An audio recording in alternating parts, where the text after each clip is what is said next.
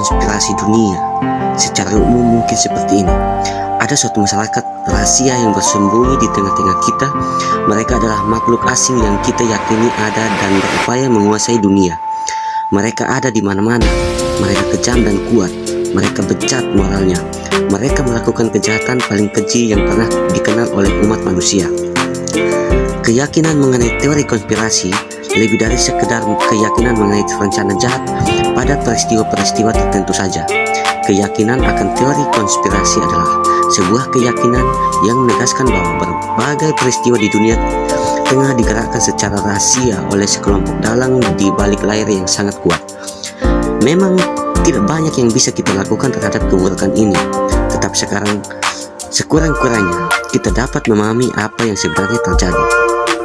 Tentu saja orang boleh berpendapat bahwa obsesi terhadap teori konspirasi hanya menunjukkan ketakutan yang berlebihan yang banyak terjadi pada masyarakat dewasa ini.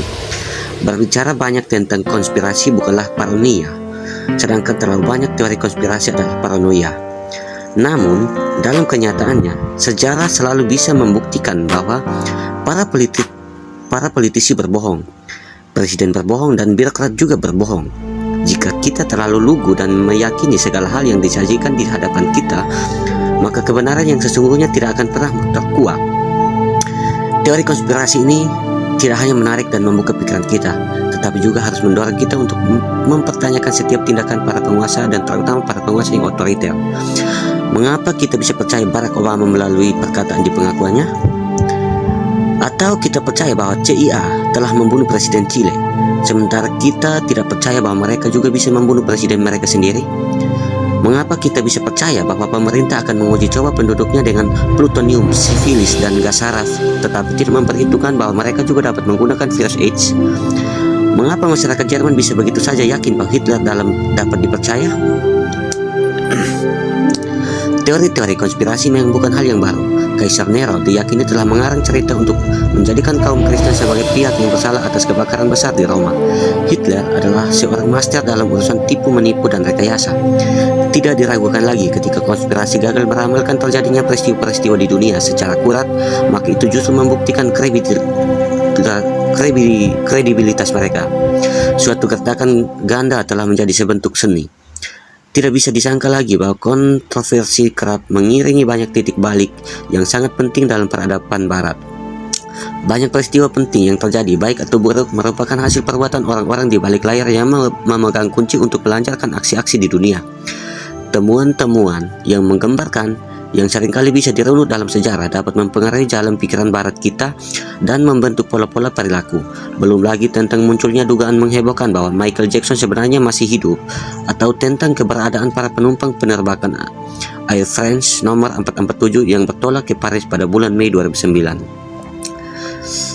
Pada misteri 11 September 2001, perang melawan teror konon dimulai sejak 11 September 2001. Namun, mungkinkah perang itu sebenarnya telah terjadi? Dimulai jauh sebelum tanggal ini, sejumlah pihak menuduh bahwa pemerintah Amerika terlibat dalam peristiwa 11 September itu karena mereka tidak melakukan pencegahan, atau justru lebih parah lagi, telah sengaja merencanakan peristiwa itu. Apapun kebenarannya, muncul banyak dugaan bahwa apa yang terjadi pada hari itu tidaklah seperti versi yang telah kita ketahui. Bahkan, ada suatu organisasi khusus bernama Gerakan Kebenaran pada 9 September yang mempertanyakan kejadian versi pemerintah dan hingga saat ini terus menuntut diadakannya penyelidikan tuntas mengenai serangan tersebut. Tidak ada yang membantah bahwa dukungan masyarakat terhadap perang melawan teror jauh lebih besar setelah terjadinya serangan ini ketimbang bila terjadi pada 10 September 2001. Apakah mungkin serangan ini dibiarkan terjadi agar masyarakat geger menuju perang yang justru susah dinalar? Banyak orang menilai adanya kemungkinan bahwa serangan 11 September itu tidak jauh berbeda dengan peristiwa Pearl Harbor, yaitu serangan terhadap basis Angkatan Laut Amerika yang menurut sejumlah pihak sengaja dibiarkan oleh pemerintah Amerika untuk melancarkan tujuan perang Presiden Roosevelt. Akan tetapi, pihak yang skeptis justru menyusun sebuah perbandingan yang menyeramkan mengenai motif pemerintah George Walker Bush. Mereka menyatakan bahwa hal yang terjadi pada tanggal 11 September itu jauh lebih mirip dengan peristiwa pembakaran Reichstag Gedung Parlemen Republik Jerman pada 27 Februari 1933. Hitler menuduh kaum komunis atas pembakaran itu sebagai upaya untuk menggulingkan pemerintah. Namun ahli sejarah setuju dengan pendapat bahwa ada seorang anggota Kementerian Dalam Negeri Prusia yang sengaja membakar gedung itu atas perintah Hitler. Segera setelah kebakaran tersebut, Hitler mengumumkan sebuah kondisi gawat darurat yang membatasi hak-hak kaum sipil, kebebasan warga, serta memberikan otonomi penuh kepada pemerintah. Peristiwa ini merupakan awal runtuhnya nilai-nilai demokrasi dan menandai bangkitnya kediktatoran Nazi.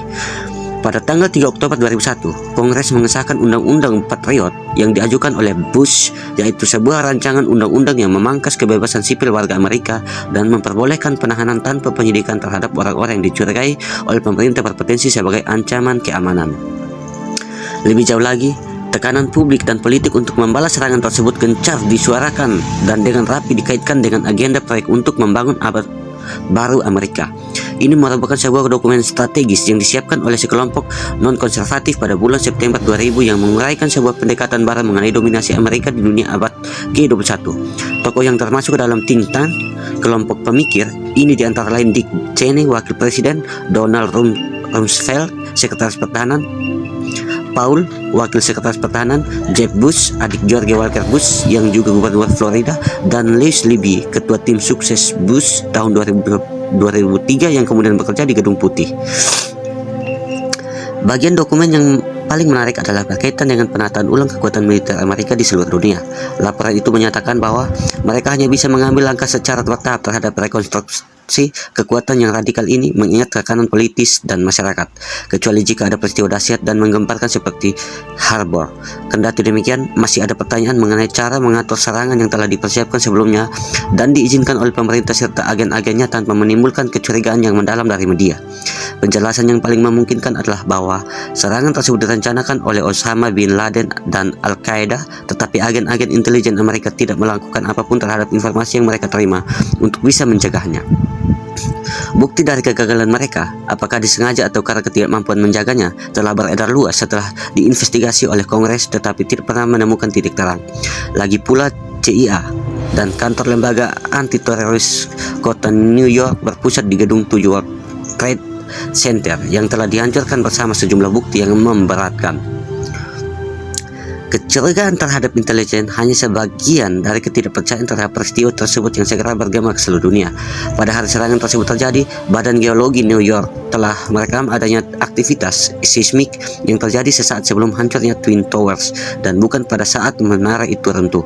Hal tersebut menggiring banyak orang untuk menyimpulkan bahwa menara tersebut sebenarnya diledakkan dengan bahan peledak secara langsung dari bawah bangunan, bukan karena banyaknya bahan bakar yang menyala setelah dua pesawat meledak. Keyakinan ini diperkuat dengan bagaimana cara menara itu runtuh, yaitu jatuh ke dalam dan bukan roboh ke samping.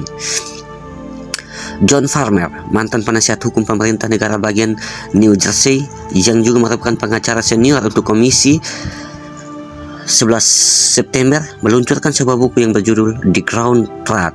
Farmer menyatakan bahwa versi pemerintah mengenai kejadian tersebut didasarkan pada kesaksian dan dokumen palsu dan secara umum tidak benar.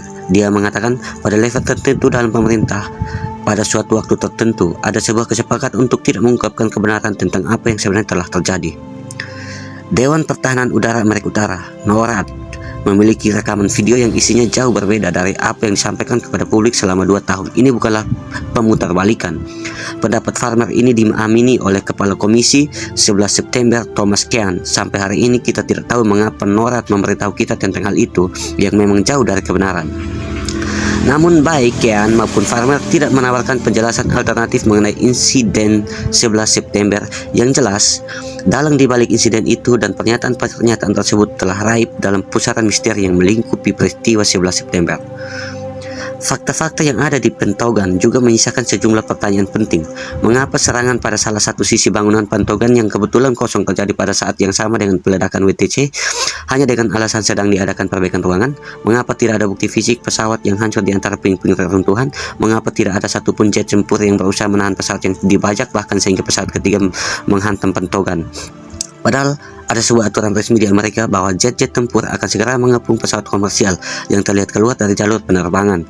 Dari mana FBI bisa memperoleh begitu banyak informasi tentang para pembajak yang disiarkan lewat media sesaat setelah serangan, termasuk informasi rinci soal paspor yang entah bagaimana bisa ditemukan di antara reruntuhan Twin Towers.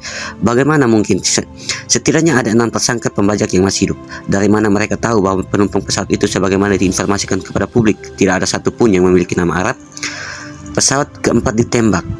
Nasib pesawat keempat, United Airlines penerbangan nomor 93, juga menjadi kontroversi. Pesawat ini jatuh di sebuah tanah lapang dekat Sunksville, Pennsylvania setelah para penumpang pesawat tersebut mengadakan perlawanan. Ini adalah satu-satunya pesawat dari 4 pesawat yang gagal mencapai sasaran. Sebuah teori yang terkenal menyebutkan bahwa sesungguhnya pesawat ini ditembak oleh sebuah jet tempur Amerika. Mengapa? Karena para penumpangnya telah mengetahui kebenaran tentang skenario tersebut dan berusaha menghalanginya. Pemerintah jelas tidak bisa membiarkan penumpang yang selamat yang berpotensi menyudutkan pemerintah sebagai pihak yang bertanggung jawab. Pernyataan-pernyataan ini memunculkan keraguan besar terhadap versi resmi yang diklaim pemerintah mengenai peristiwa 11 September. Selain dari teori-teori yang mempertanyakan kebenaran peristiwa ini, peristiwa 11 September telah memicu munculnya teori-teori lain yang cukup aneh. Sebagai contoh, teori konspirasi Wingdings menuduh Microsoft turut terlibat dalam beberapa hal dengan memilih huruf Wingdings pada Microsoft Word dan memasukkan Ki-33NY, gambar sebuah pesawat, 2 gedung, sebuah tulang, dan tengkorak serta bintang Daud akan muncul. Pendukung teori ini berdalih bahwa Ki-33NY adalah nomor penerbangan dari salah satu pesawat pembajak tersebut. Padahal tidak demikian adanya. Kendati demikian, penganut teori ini tetap ngotot dan bahkan sebagian lebih jauh lagi membacanya sebagai pesan antisemit terhadap masyarakat New York. Dengan mengetikkan NYC ke dalam font Wingdings, maka akan muncul tulang tengkorak, bintang Daud, dan ikan jempol. Mereka yang mendukung teori ini menganggapnya sebagai pesan halus untuk membunuh kaum Yahudi New York. Menurut David Icke, yang harus disalahkan adalah makhluk asing berbentuk reptil yang menguasai badan-badan yang memiliki otoritas penting di seluruh dunia. Apapun kebenarannya, puing-puing misteri di hari naas itu sepertinya belum menunjukkan tanda-tanda akan segera tuntas terkuak.